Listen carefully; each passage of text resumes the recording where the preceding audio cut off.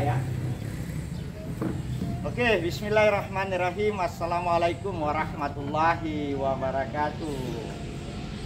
Salam jumpa kembali. Semoga kita senantiasa diberikan rahmat dan hidayah oleh Allah Subhanahu wa taala. Salam keberkahan, semoga hidup kita senantiasa mendapat berkah dari Allah Subhanahu wa taala. Pantai Seruni. Pantai Seruni ini cukup indah, cukup elok, digunakan untuk berbagai hal. Di antaranya bisa kita gunakan untuk jogging, untuk refreshing dengan keluarga.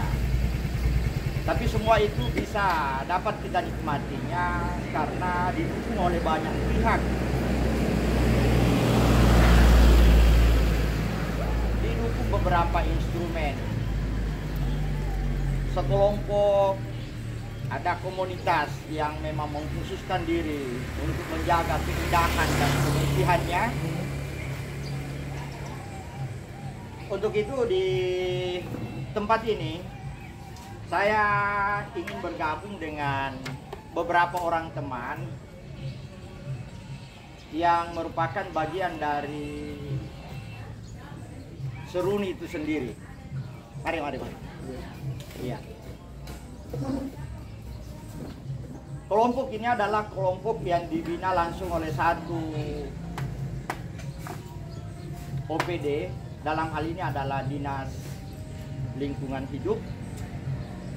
Dan sebagai outsourcingnya beberapa jumlahnya. Di antara sekian outsourcing yang ada, satu di antaranya yang punya kelebihan dan sekaligus kekurangan. Namun oleh mereka, di balik kelebihan dan kekurangannya akan menjadi sesuatu yang bisa menjadikan kita untuk banyak belajar dari dia. Satu di antaranya adalah teman saya.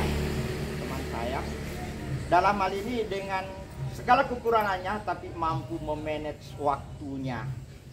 Dia bekerja di Seruni ini mengkhususkan diri pada keindahan dan kebersihannya. Tapi terlepas dari itu semua, beliau juga mampu memanfaatkan waktunya untuk menambah pundi-pundi penghasilannya. Satu di antaranya bantu lapak-lapak yang ada di Seruni ini. Baik, kita mencoba untuk membuka perbincangan kita dengan teman kita. Namun karena verbalisasi yang terbatas, kemampuan komunikasi yang terbatas, beliau adalah seorang penyandang tunarungu. Untuk itu komunikasi saya dengan beliau, saya menggunakan alat tulis untuk mengkomunikasikan bagaimana yang ingin saya dapatkan dari beliau. Yang pertama ingin saya dapatkan dari beliau yang adalah siapa nama beliau, kemudian dia tinggal di mana, apakah dia sudah berkeluarga, kalau dia sudah berkeluarga, siapa nama istrinya, bila mana punya anak, berapa anaknya, dan siapa saja nama anaknya. Untuk mengkomunikasikan kepada beliau, saya punya keterbatasan. Hanya saya mampu mengatakan, punya begini, iya punya begini, dan sisi lain yang tidak mampu saya bahasakan, hanya menggunakan bahasa tulisan. Kita coba seperti apa respon beliau dengan menggunakan bahasa tulisan dan akademiknya sampai pada batas mana sehingga dia mampu menjawab pertanyaan-pertanyaan saya. Oke teman sekalian, nah, mencobanya. Saya mulai menanyakan siapa namanya, tinggalnya di mana, dan sejak kapan dia bekerja di tempat ini. Saya harus menggunakan bahasa tulisan.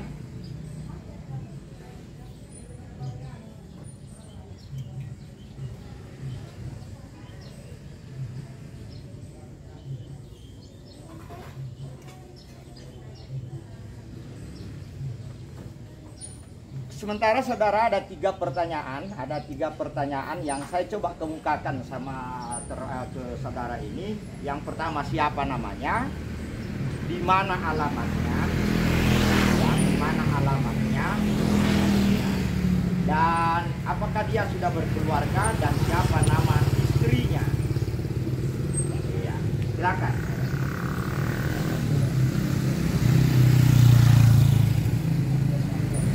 Nah, habis kita ngomong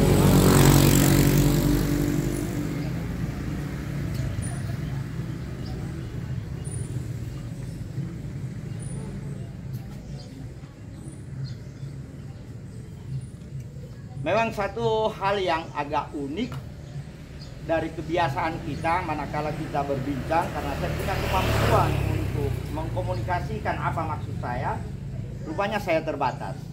Iya. Selanjutnya alamatnya, tinggal di mana? Tinggal di mana? Iya.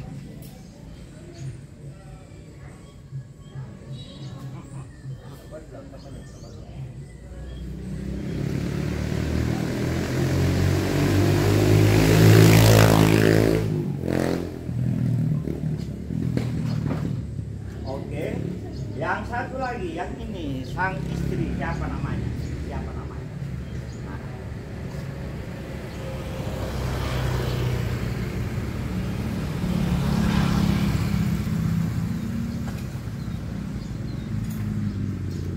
Nanti kopi ikut main. Ya, minum tuh Joko, kita nih bos minum kopi deh kak.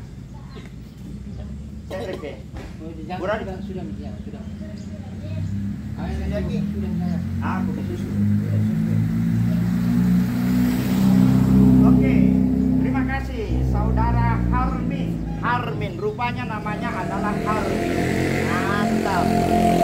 Dan tinggalnya di salah satu dusun namanya di Bonde. Bonde itu masih masuk wilayah kecamatan Sinoa ya. Kecamatan Sinoa ya, Kecamatan Sinoa di Kabupaten Bantai. Kemudian istrinya lumayan, dia punya namanya Marianti. Alhamdulillah. Oke. 3 data yang saya peroleh dengan kemampuan maksimal yang saya gunakan rupanya lebih menggunakan bahasa tulis daripada verbal karena saya punya kemampuan. Terima kasih saudara Harmin. Wah, lumayan.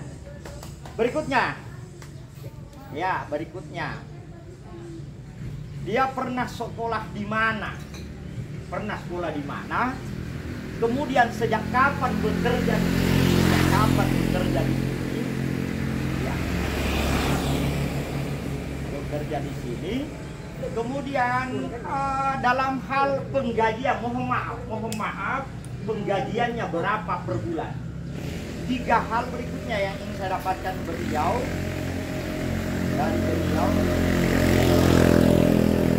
Ya, ada 3 hal yang ingin saya dapatkan dari beliau dengan kemampuan berbahasa melalui tulisan. Pertama, dia pernahkah sekolah? Di mana sekolah terakhirnya? Dan bekerja sejak kapan di sini? Sejak kapan dia mulai bekerja? Dan berapa gajinya dalam sebulan itu? Silakan, saudara Halim. Sekolahnya di mana? Pernah sekolah di mana? Ya.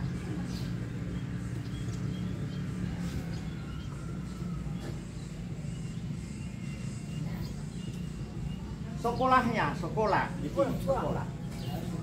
Sekolah. Ya, waktu sekolahnya di mana? Ya, seperti itu. Apa? Sekolah.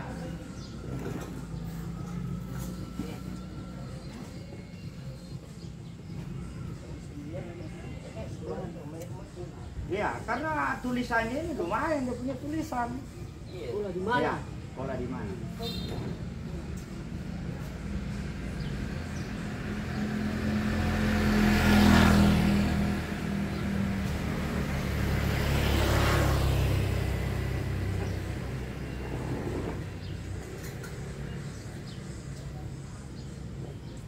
Memang kami mengalami kesulitan teman-teman karena ya, betul. Ya.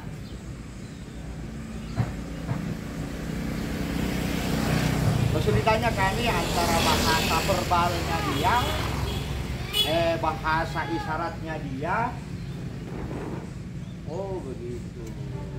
Rupanya masih kami mengalami miskomunikasi dengan beliau. Oh, Diman. ternyata pernah dia sekolah di mana? Yang pakai ini, ya di dari madrasah. Oke, silakan. Selanjutnya, sejak kapan dia bekerja di sini?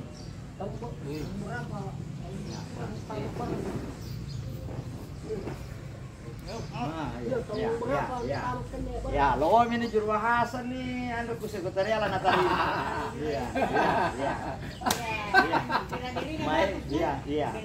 Oh, iya. Ini hal yang unik bagi kita temukan saudara kita. Oh, tahun 2013 sampai tahun 2022 dia mengabdikan diri. Luar biasa, mantap. Seandainya dia naik golongan ini, sepertinya dia sudah 9 tahun. Nah, sudah 9 tahun. Mantap. Iya. Sudah 2 kepala dinas yang dia lalui. Pertama Pak Dullah Taibe, ya kan, Pak Dullah Taibe, dan pernah ada PLT berikutnya Pak Ibu siapa dulu itu? Ibu Rahmaniar. Bahkan sudah 3 yang dia temui pimpinan di dinas kebersihan. Pertama Pak Abdullah Taibe, yang kedua Ibu Rahmaniar, dan yang ketiga Pak siapa namanya yang ada kayak Pak Nasir Awin. Oke. Mudah-mudahan Pak Nasir Awin nanti mendengar saya bersama salah seorang anggota Bapak rupanya punya kemampuan lebih dari kita-kita yang normal seperti ini. 9 tahun pengabdiannya tidak mudah. Saya kurang tahu dalam hal penggajiannya. Saya mencoba dulu mengorek seberapa penggajiannya waktu awal, dan sampai saat ini setelah 9 tahun. Apakah ada pergeseran? Karena secara logika dan kenormalan kebutuhan kita sekarang di 9 tahun yang lalu, 9 tahun yang lalu dan saat ini sudah berbeda. Di saat itu rokoknya mungkin ini masih seharga kurang lebih 15.000, sekarang sudah 22.000. Iya. Nah, sekarang kita coba mau menggarapnya seperti apa penggajiannya 9 tahun silam, 9 tahun silam dan saat ini. Kan begitu ya? Dan saat ini kita coba ingin mengetahui berapa gajinya ini. Berapa gajinya waktu tahun 2013.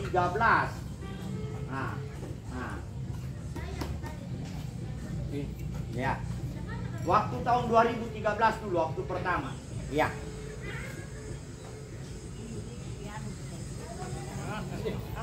Iya. Nah ini beberapa di antara mereka teman-temannya saya kurang tahu bahasanya dia lebih gitu dari saya atau ya 2013 berapa ini? Berapa ini?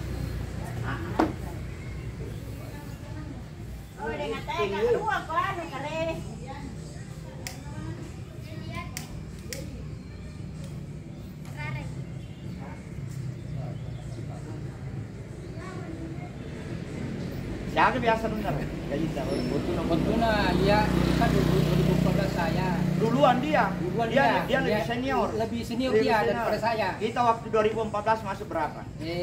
Masih 700. 700. Iya. Pada waktu itu 2013 mungkin masih kurang dari 700. Ya, mungkin lah kan. Ya. Mungkin. Ya. Oh, 600. 600.000 gajinya di tahun 2013. Ya. Nah sekarang adakah perubahannya setelah 9 tahun berikutnya? Kita akan coba melihat berapa sekarang ini setelah 2022. Sekarang 2022. Apakah terjadi perubahan dengan tuntutan kebutuhan? Dan ini menjadi sebuah pesan moral, bagi pimpinan kita, ya, bagi pimpinan kita, dengan mengkonversi kebutuhan di tahun 2013 atau 9 tahun yang lalu dengan saat ini. Silakan. Ya. Ternyata saudara, dia mampu memberi jawaban yang cukup jelas. Saat ini terjadi perubahan penggajiannya. Saudara Harmin awal masuk di sini digaji 2.000 di tahun 2013, yaitu digaji 600.000. Kemudian setelah tahun 2022, alhamdulillah sudah menjadi 1 1.300.000. Ini satu hal yang mungkin menjadi informasi buat kita semua bahwa aspek kemanusiaan juga menyertai dalam hal penggajian. Namun demikian, hal-hal seperti ini buat kita 1.300.000 mungkin tidak ada dalam hal nilai cuma berapa hari, tapi buat dia mungkin bisa menghidupi keluarganya. Satu bukti dan contoh yang dapat saya tunjukkan bahwa saudara Harmin mampu berkomunikasi dengan menggunakan tulisan. Oke. Ini saudara, tulisan saudara Harmin. Oke. Baik, untuk sementara kita break dulu sambil bincang lepas dan kita lanjutkan sebentar.